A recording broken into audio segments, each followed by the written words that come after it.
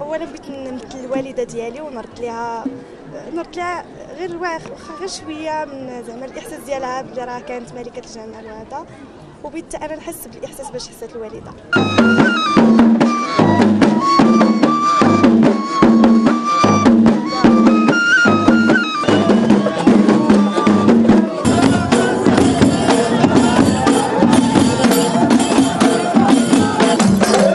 نقول فيه رسالة المحبة والسلام.